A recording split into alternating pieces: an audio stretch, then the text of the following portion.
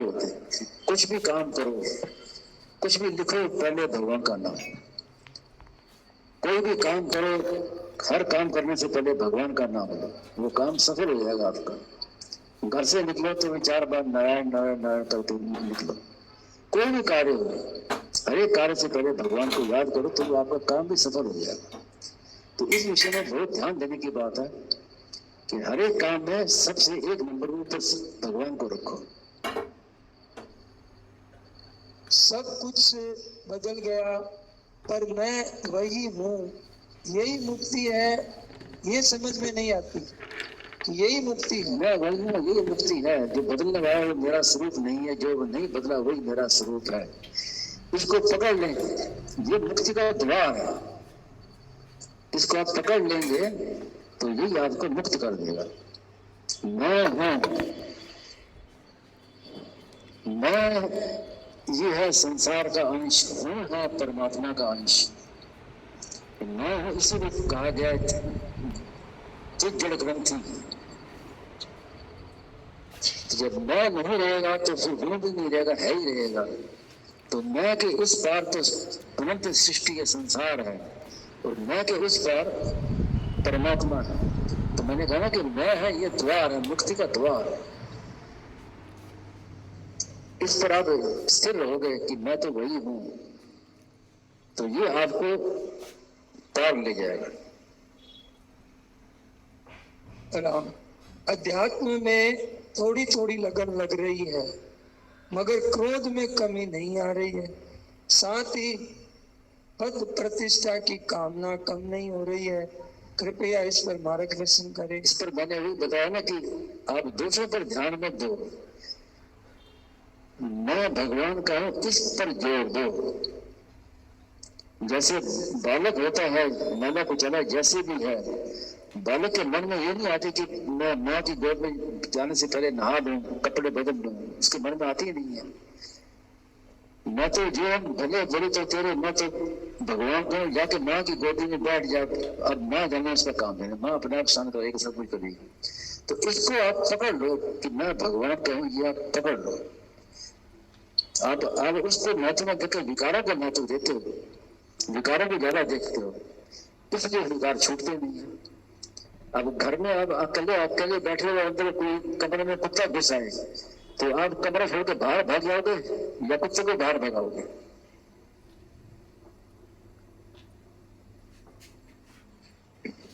संसार में अपनापन तो स्वतः बना रहता है, पर भगवान में अपनापन क्यों नहीं हो रहा है? संसार को सुख दे रहे तो अपनापन कैसे छूटेगा? संसार को अपना ना गए और सुख भी लेते रहे तो अपनापन छूटेगा नहीं। संसार से मुझे कुछ लेना नहीं है, केवल सेवा करनी है निष्काम भाव से। मुझे कुछ चाहिए नहीं, मेरा कुछ नहीं, मुझे कुछ नहीं चाहिए, और मैं कुछ नहीं। तो दो बातें पकड़ लो कि मेरा कुछ नहीं और मुझे कुछ नहीं चाहिए। ये दो बातें पकड़ लो, तब से सब काम शंका दूर हो जाएगी, सब मिट जाएगा सब। लेकिन संसार में सुख भी लेता रहो और भी छूट जाए तो कैसे छूटेगा? जिससे आप सुख लेते हो उसका आप त्याग नहीं कर सकते, ये सिद्धांत की बात है। मन तो बहुत ही है कि गीता भवन रहकर सेवा करूं, भक्ति करूं, परमात्मा का नाम लूं, पर गृहस्थी की जिम्मेवारी भी हो, और गृहस्थी के बीच में होकर आना तो स्वामी जी ने कहा है वो तो कायरता है। तो क्या करें, मन को मारे या कर्तव्य को मारे? एक ही बात है, यहाँ सेवा करो, घर में सेवा करो, अपना किसी को मत मानो। घर में रहो तो ठाकुर जी का दरबार है, भगवान की जो पंचामृत कहा ना कि मैं भगवान का हूँ, भगवान के दरबार में रहता हूँ और भगवान के जनों की सेवा करता हूँ। तो आप चाहे घर में सेवा करो चाहे गीता भवन में सेवा करो, दोनों का एक ही परिणाम, अलग अलग नहीं है। आपने अलग कर लिया ना, घर को तो अपना मान लिया, तो उसने मोह कर लिया। तो ऐसे सेवा करो कि मेरा कोई नहीं है, मेरे केवल परमात्मा है और संसार की मुझे सेवा करनी है निष्काम भाव से। फिर आप एक ही बात है, फिर कहीं भी सेवा करो, कहीं भी रहो। अभी तो शरीर की पीड़ा अपनी मालूम देती है, दर्द और दुख शरीर पर हावी हो जाते हैं। देह और देही का अलगाव का अनुभव कैसे करें? ये देखिए, देह की पीड़ा का अनुभव तो जीवन मुक्त को भी होता है। ऐसा नहीं कि मुक्ति होने के बाद हमें पीड़ा का अनुभव नहीं होगा। पीड़ा का अनुभव होगा लेकिन मन में दुख नहीं होगा। एक होती है पीड़ा, जैसे हाथ में चोट लगी तो हाथ में पीड़ा हो रही है, और दुख होता है हृदय में। तो पीड़ा होना कोई बड़ी बात नहीं। पीड़ा तो आप करोड़ों फार्म सुना दो, डॉक्टर बेहोश कर देते हैं, तो कोई बड़ी बात थोड़ी बोल दो उसमें पीड़ा। असली बात है भीतर में दुख ना हो। तो ये तब होगा जब आप देखेंगे कि ये मैं नहीं, मेरा नहीं, ये भी नहीं रहेगा, तो फिर उसकी पीड़ा नहीं होगी, मन में दुख नहीं होगा। पीड़ा का अनुभव है ना, कोई खास बात नहीं। समाज कहता है कि 4 धाम करे उससे धर्म होता है। मेरा मानना है कि माता पिता और गौ सेवा ही बड़ा धर्म है, तो क्या करें? बिल्कुल, माता पिता की सेवा करो, उससे बड़ा कोई तीर्थ नहीं है। अब घर में तीर्थ है, उसको छोड़ के बाहर जाओगे तो क्या हो? स्वामी जी के यहाँ सत्संग में आते कई, तो स्वामी जी पूछते कि बद्रीनाथ जाऊं, तो स्वामी जी महाराज कहते कि ठीक है जाओ बद्रीनाथ, लेकिन वहीं बैठ जाना, फिर वापस मत आना। कई योनियों से भटकते आ रहे हो, अब भी भटकने तो छोड़ दो। अब कब तक भटकते रहोगे? मन में आए बद्रीनाथ जाना, ठीक है जाओ, लेकिन वहीं बैठ जाना, फिर कहीं जाना नहीं। तो ये मन में ये जो है ना, ये जो मन की निकलती है, होता कुछ नहीं है। वास्तव में सत्संग के समान कोई तीर्थ नहीं है। स्वामी महाराज ने तो यहाँ तक कहा है कि वासुदेव सर्वम एक, भगवान के सिवाय कुछ नहीं है, ये सब तीर्थों का बाप है। जब सब कुछ भगवान ही है तो फिर तीर्थ अलग कहाँ रहे? जहाँ आप हो वही तीर्थ है। तो ये केवल मन की निकलनी है वास्तव में। हमारे गांव में एक थे, वो महाराज जी से पूछा कि महाराज जी मैं बद्रीनाथ जाना चाहता हूँ। तो कहा भाया 2 चीज मिलेगी, एक तो बाटो मिलेगा, एक पानी मिलेगा। नहीं देखो, अब जो केवल मन की निकलती है, कुछ नहीं। जब मन में आ जाते हैं ना कि जाए जाए जाए, तो बड़ी लगता है कि क्या होगा, पता नहीं क्या होगा। लेकिन जब हुआ आते हैं ना, मुझे कुछ नहीं होता। क्या हुआ? कुछ नहीं, मन की निकल गई, इतना ही हुआ। तो वास्तव में क्या है कि तो स्वामी जी महाराज ने इतना सुगम बता दिया कि जहां आप हैं वहां पूरे के पूरे परमात्मा हैं। अब बताओ कहीं जाने की क्या जरूरत पड़ी? संतों ने कहा घाटी ही में देव, घाटी में देव सेवा, घाटी में सहज करे मन सेवा। वास्तव में सब कुछ हमारे भीतर ही है। हम जब परमात्मा की खोज के लिए निकलते हैं तो वास्तव में जाते नहीं है, उल्टा परमात्मा से दूर हो रहे हैं। वास्तव में जहां हम हैं वहां पूरे के पूरे परमात्मा है, वहीं आपको परमात्मा की प्राप्ति हो सकती है। कहीं भी जाओगे, जाकर मिलेंगे वहीं आके जहां से आपने चलना शुरू किया। इसलिए स्वामी जी महाराज ने एक जगह कहा है कि परमात्मा मंजिल नहीं है। जैसे मंजिल होती है, उस मंजिल तक हमें जाना है, ऐसे परमात्मा मंजिल नहीं है। क्यों? क्योंकि उनमें क्रिया पदार्थ की दूरी नहीं है। मंजिल तो तब लोग कहें जो क्रिया की दूरी हो, पदार्थ की दूरी हो, वहां तक हमें जाना है। जाना कहाँ है? जहाँ हम हैं वही परमात्मा है, वही परमात्मा आपको मिल जाएंगे। केवल संसार की सेवा और परमात्मा से अपनापन, इतनी काम है। मेरे तो भीतर को पाल दूसरों ना कोई, ये मान लिया तो आप जहाँ हैं वही सब तीर्थ के जाने की जरूरत नहीं। मन को किस दिशा में ले जाए? गृहस्थी धर्म या सेवा संतों की या बिना स्वार्थ की भक्ति, क्या करें? देखिए, स्वामी जी ने कहा कर्म निरपेक्ष साधन। कर्म निरपेक्ष साधन क्या है? संक्षेप में कहें, भगवान में मन को लगाना ये है कर्म सापेक्ष, और अपने आप को भगवान में लगाना ये कर्म निरपेक्ष। तो मूड क्या करते हैं कि हम मन को भगवान में लगाते हैं और मन लगता नहीं है। कारण क्योंकि मन तो संसार का अंश है, तो संसार में जाएगा वो। और खींच खींच के लगाते रहो, कोशिश करते रहो, कितने समय बीत जाता है उसमें। तो मन को तो छोड़ दो, आप खुद लग जाओ भगवान में, मन भी अपना पीछे पीछे लग जाएगा आपके।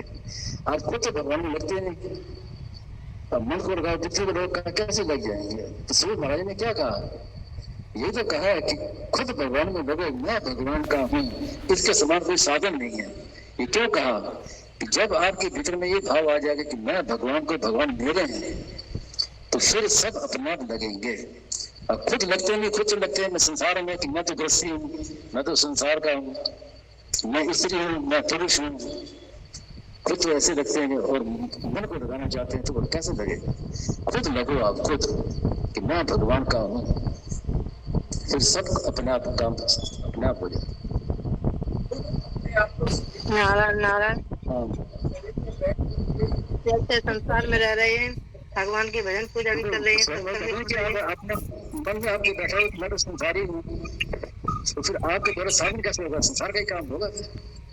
मैं तो गृहस्थी हूँ, ऐसा मानोगे तो गृहस्थ का काम बढ़िया होगा, साधन कैसे होगा। मैं भगवान का हूँ, इसीलिए तो भाई ने बार बार जोर दिया, मेरे तो भीतर गोपाल दुश्मन है कोई। मैं भगवान को ऐसा मानेंगे, फिर आपकी हर एक क्रिया साधन हो जाएगी। पंचामृत में यही तो बात है, आपकी हर क्रिया साधन। मैं भगवान का, बच्चा छोटा बच्चा है, अब मैं माँ का हूँ, तो अब उसको क्या करने की जरूरत पड़ेगी, क्या साधन करना, उसको क्या मन लगाना, बच्चे को मन लगाना पड़ रहा है क्या।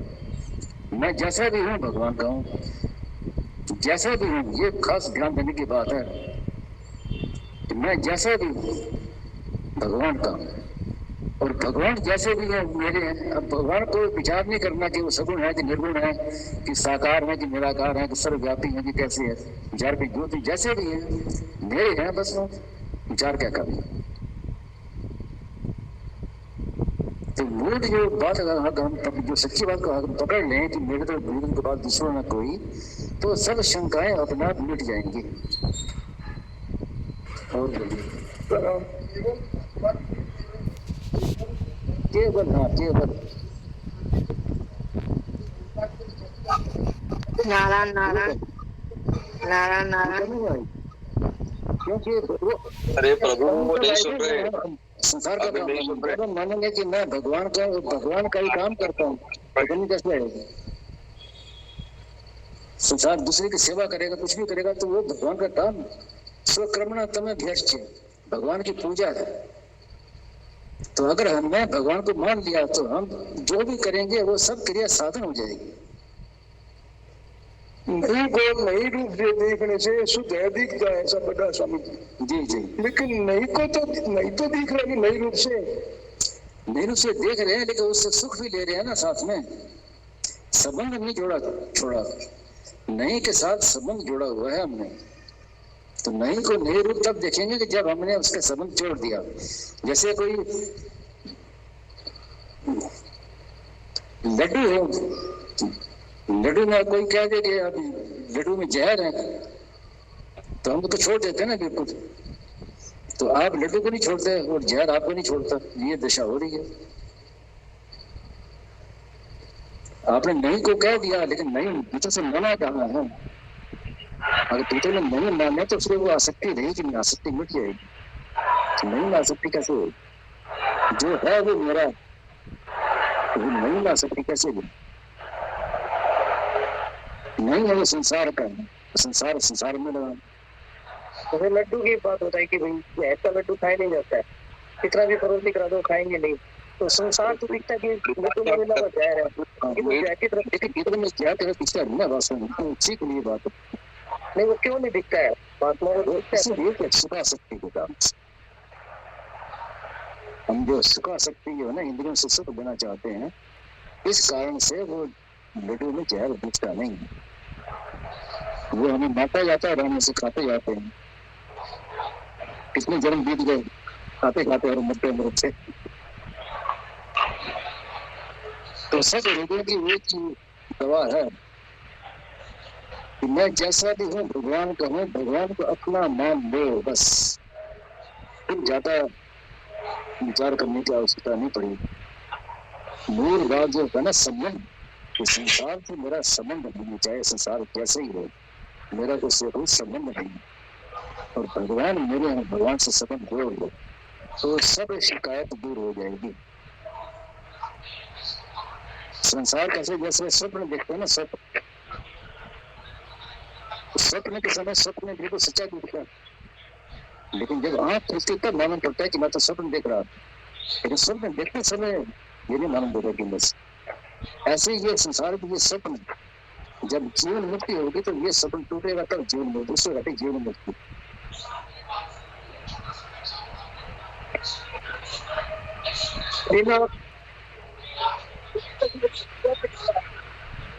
म्यूट करें रश्मि जी, आप अपना म्यूट करें।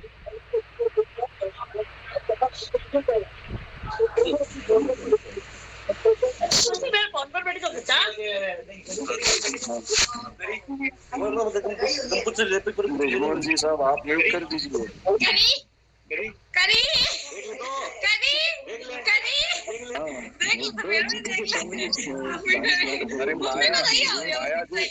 अरे माया आपकी आवाज आ रही है, म्यूट करो, सबको डिस्टर्ब हो रहा है। माया जब मिट्टी तो मिट्टी वाली चिट्ठी कहती है भाई एक बार हमारे यहाँ तो आगे देखो।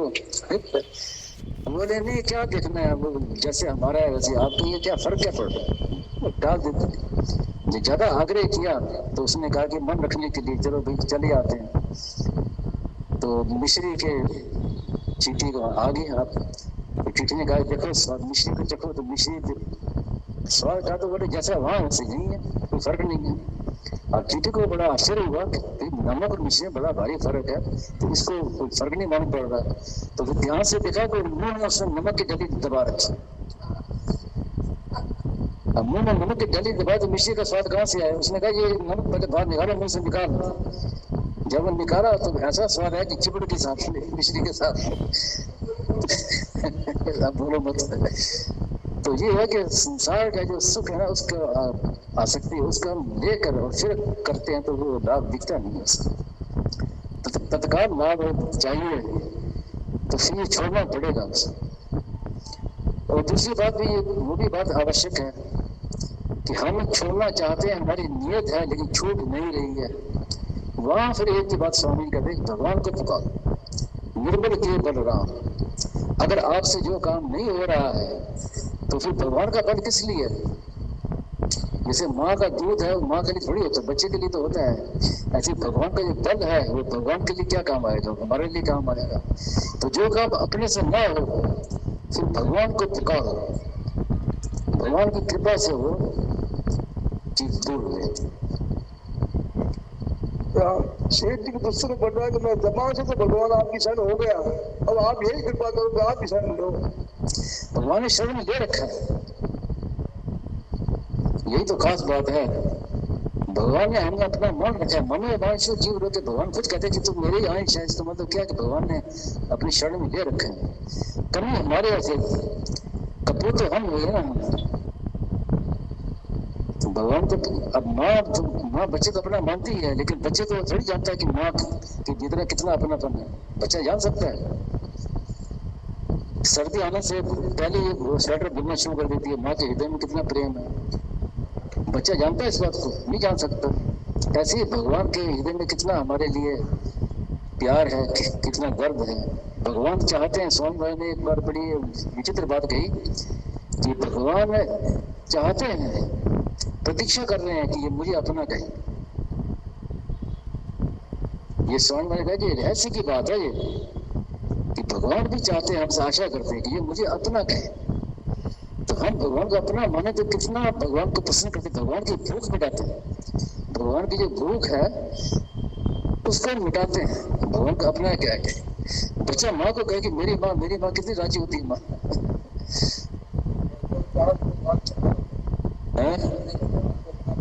हाँ, भगवान याद हो गए। और एक विचित्र बात स्वामी जी की, जो कोई समझना चाहे तो समझ से बाहर की बात है। स्वामी जी महाराज ने कहा कि कोई दूर बैठा व्यक्ति है जो मेरे से अपरिचित है, अगर वो अपना कल्याण कर ले तो मैं राजी हो जाऊंगा। आप उसको समझिए, ये बात कौन कह सकता है? कोई मामूली बात है?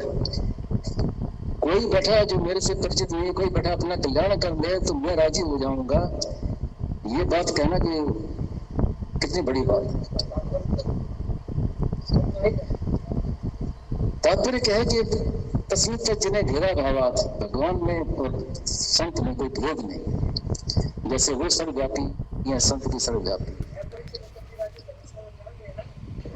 है। परिचित है और राजी हो गए, इसका मतलब जान गए ना महाराज जी, तभी तो राजी हुए। हाँ तो कहीं कल्याण हो गया, महाराज जी राजी हो रहे हैं, भगवान ही जान सकते हैं। तो ये भगवान के सिवा कौन कर सकते हैं?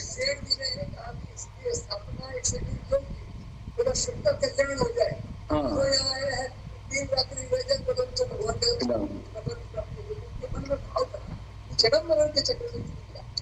ये जो गीता प्रेस सेठ जी ने गीता प्रेस बनाई, उसके बाद गीता वंश बनाया, तो ये कोई एक मामूली कार्य नहीं है। ये भगवान कल्याण करना चाहते हैं, जीवों का कल्याण करना चाहते हैं, तो भगवान ने गीता प्रेस के रूप से, गीता भवन के रूप से भगवान ने अवतार लिया है। भगवान चाहते हैं उनके सेठ जी ने गीता प्रेस ऐसी थोड़ी खोली कि कोई व्यवसाय शुरू करना है, जैसे लोग व्यवसाय शुरू करते हैं, कोई काम धंधा शुरू करते हैं, वैसे थोड़ी किया।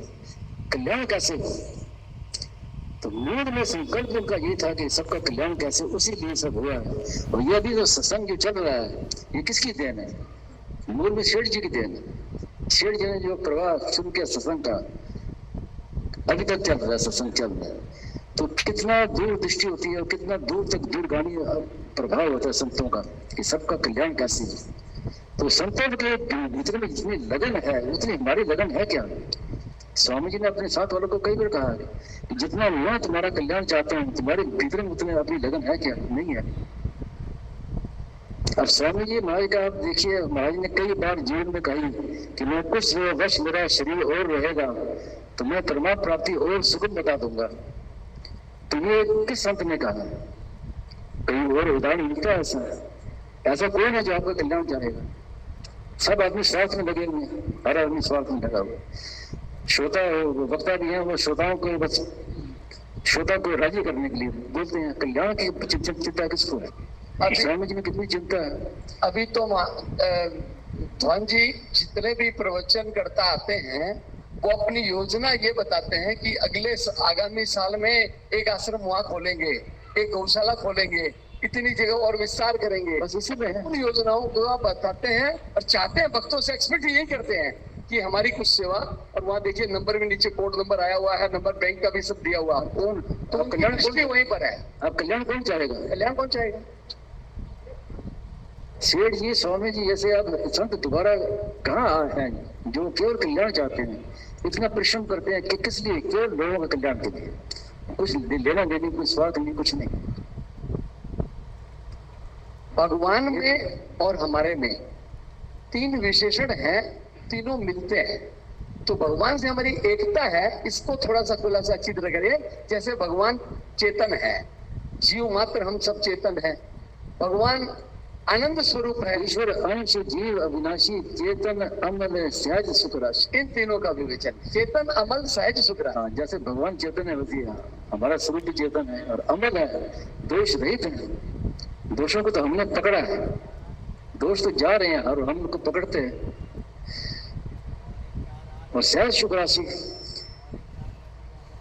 सहज सुख राशि सुख का भंडार है। लेकिन कितने दुखी हो रहे हैं संसार में, क्योंकि क्यों दुखालय में शाश्वतम साइन बोर्ड लगा हुआ, दुखालय, उसमें हम सुख ढूंढते हैं तो दुख हो रहे हैं। सुख के भंडार खुद होते हुए भी दुखी हो रहे हैं। कारण क्या है कि संबंध हमने गर्व जोड़ लिया। ये कोई कहानी सुनाते हैं कि मथुरा के पंडित से चले प्रयागराज नाव में बैठ के तो रात भर चप्पू चलाते रहे। सुबह पहुंचे तो दिखाई कोई शहर आ गया, ये कौन सा शहर है? ये मथुरा है। ये घाट कौन सा? ये विश्राम घाट। तो यहाँ से हम चले थे तो रात भर हम क्या करते रहे? तो बोले रस्सी खोलना भूल गए। रस्सी जो बंधी थी नाव की वो नहीं खोली।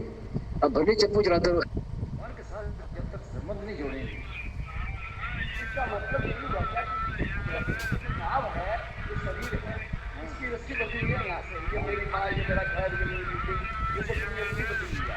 अब इस चप्पू का रस्सी मोबाइल हट गया प्रभु।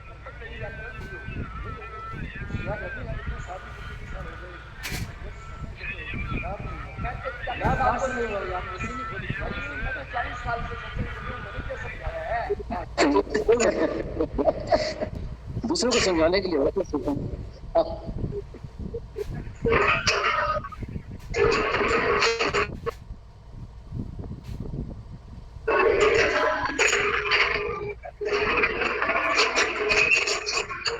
नारायण कैलाश उनको किया है। इच्छराज को म्यूट करो प्रभु जी, ब्रिजमोहन लाल जी महाराज, इच्छराज को। किसका है? ये तो कन्हैया भैया ही हैं। कैलाश जी का म्यूट कीजिए। नारायण कैलाश जी हट गए हैं। नारायण क्यों? क्यों? कैलाश जी हट गए हैं, उनको वापस जोड़े हैं सत्संग। उसको म्यूट नहीं बोलते, अनम्यूट करो ऐसा बोलता है। बोले कैलाश जी हट गए, इसलिए आवाज ही नहीं आ रही ना। हाँ